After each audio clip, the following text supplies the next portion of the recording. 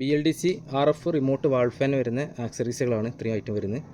RF motor, RF remote, SMPS 24 volt 3 amps SMPS, RF PCB റിമോട്ട് PCB, oscillation motor fit ചെയ്യുന്ന clamp, oscillation മോട്ടറിൻ്റെ connecting rod, oscillation motor, oscillation മോട്ടറിന് connect ചെയ്യുന്ന ബുഷിന് lock ചെയ്യുന്ന pin, RF മോട്ടറിൻ്റെ RMC3 pin wire connect ചെയ്യുന്ന wire, 4 screw. ഈ ക്ലാമ്പ് ഫിറ്റ് ചെയ്യാനും ഈ ക്ലാമ്പിൽ ഓസിലേഷൻ മോട്ടർ ഫിറ്റ് ചെയ്യാനുള്ള 4 സ്ക്രൂ. 3 ആക്സറീസാണ് ഇതിൽ വരുന്നത്. ഇതിൽ പിന്നെ വാൾഫാൻ്റെ മോട്ടറിൻ്റെ ബാക്കിൽ ഓസിലേഷൻ മോട്ടർ ഫിറ്റ് ചെയ്യണ ക്ലാമ്പ് ഫിറ്റ് ചെയ്യണം. അത് സിമ്പിളാണ്. ഇവിടെ നേരെ ഈ ക്ലാമ്പ് വെക്കുന്നു. ഓസിലേഷൻ മോട്ടർ ഫിറ്റ് ചെയ്യുന്ന ക്ലാമ്പ് ഇവിടെ ഫിറ്റ് ചെയ്തു. ഇത് ടൈറ്റ് ചെയ്യുക.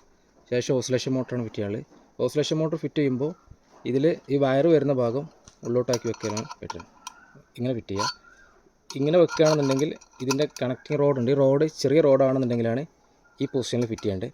നമ്മളിതിനോട് കൂടെ കൊടുക്കുന്ന റോഡ് കുറച്ച് ലെങ്ത് ഉള്ളതുകൊണ്ട് ഓസിലേഷൻ്റെ വയർ ഇങ്ങോട്ടാവുന്ന രീതിയിൽ ഇങ്ങനെ ആണ് ഫിറ്റ് ചെയ്യേണ്ടത്. ഫാൻ്റെ നെക്കും റോഡും തമ്മിൽ ലെങ്ത്ത് കറക്റ്റ് ആവണമെന്നുണ്ടെങ്കിൽ. ഓസിലേഷൻ മോട്ടർ ഫിറ്റ് ചെയ്തു. ശേഷം ഓസിലേഷൻ മോട്ടറിൻ്റെ ബുഷ് ഫിറ്റ് ചെയ്യണം. ഈ ഭാഗം താഴോട്ടായിട്ടാണ് വരുന്നത്. ബുഷിൻ്റെ പിന്നെ ഉള്ളോട്ട് ബുഷ് ഫിറ്റ് ചെയ്തു. ഷാഫ്റ്റ് പിൻ ഇട്ടതിന് ശേഷം ടൈറ്റ് ചെയ്താൽ മതി. Bush okay. ടൈറ്റ് ചെയ്യാണ്ട് കേട്ടോ, ജസ്റ്റ് ഞാൻ കണക്ട് ചെയ്യുന്നേ ഉള്ളൂ, ടൈറ്റ് ചെയ്തിട്ടില്ല.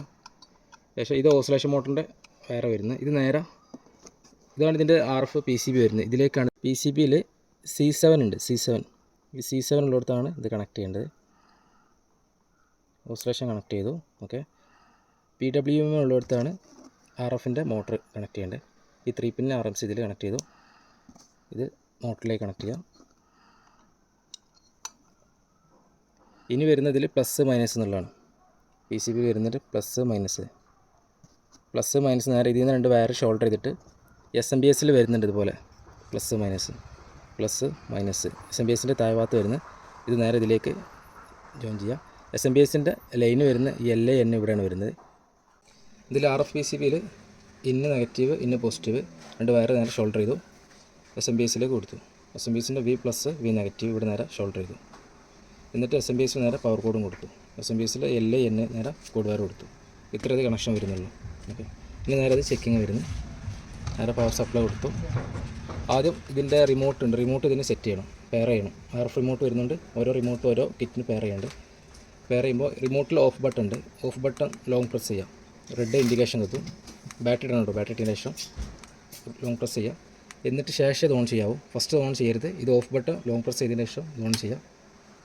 ശേഷം ഇവിടെ 3 പ്രാവശ്യം ബീപ്പ് സൗണ്ട് വെക്കും. അത് കേട്ട് കഴിഞ്ഞാൽ ഇത് സെറ്റായി.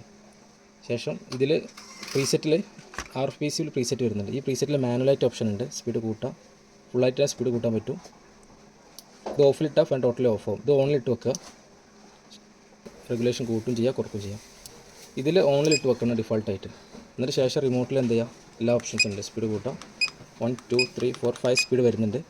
സ്വിങ് നിൽക്കി കഴിഞ്ഞാൽ ഓസിലേഷൻ വരും. റൊട്ടേഷൻ വരുന്ന സ്വിങ്ങാണ്.